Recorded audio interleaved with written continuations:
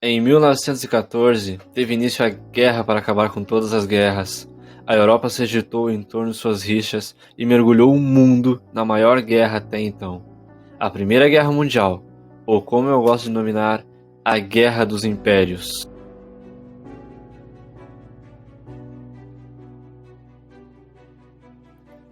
Logo após as declarações de guerra, rapidamente as metrópoles voltaram-se às suas colônias em busca de soldados.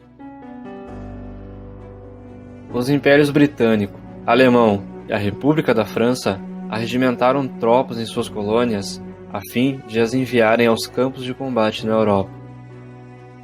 Apesar da propaganda militar britânica apresentar um exército apenas branco, a realidade era que só a Índia, sua principal colônia, dispôs ao todo cerca de 1.300.000 pessoas para o combate, entre soldados, navegantes e equipes médicas.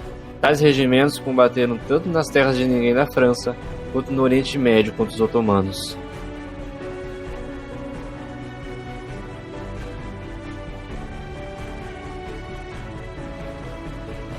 Em 1914, o exército indiano era o maior exército de, entre aspas, voluntários do mundo. Após combaterem na França, Galípoli e na África Oriental, ao final da guerra, mais de 74.000 soldados haviam caído em combate, em nome de um país que não era o seu, em uma guerra que não era a sua.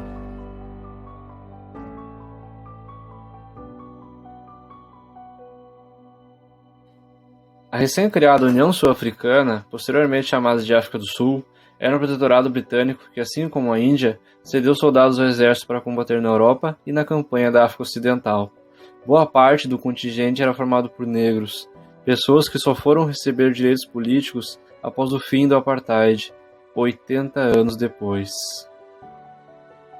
Assim como o Império Britânico, a República da França prontamente se organizou para os combates logo após as declarações de guerra.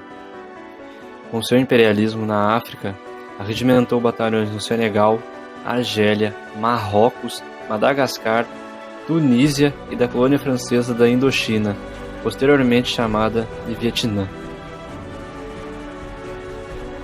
Em 1917, cerca de 134.000 combatentes pelo lado francês eram oriundos de seus domínios na África Ocidental. Formada por senegalenses, marfinenses, sudanenses e guineenses, suas tropas ficaram conhecidas como os Tirelé Senegalais.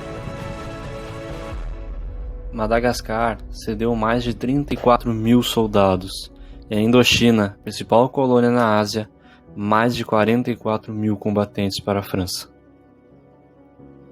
Já a principal colônia francesa na África, a Argélia, sozinha cedeu mais de 172.000 combatentes para o exército colonial. Os argelinos ainda lutariam na Segunda Guerra Mundial pelo lado francês novamente, antes de conquistarem sua independência em 1962, após uma guerra de libertação contra a França.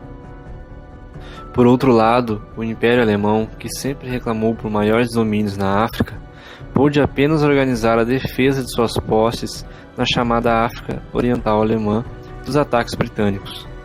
Com o apoio de pouco mais de 11.000 ascaris, alguns oficiais e um general, foi a única campanha alemã invencível na guerra. Ascari significa soldado e dava nome às tropas da África Oriental que serviam aos exércitos das forças coloniais europeias. Eram recrutados localmente e recebiam o dobro dos soldados recrutados pelos ingleses. Esses combatentes se tornaram famosos pelas campanhas feitas com os italianos no norte do continente africano.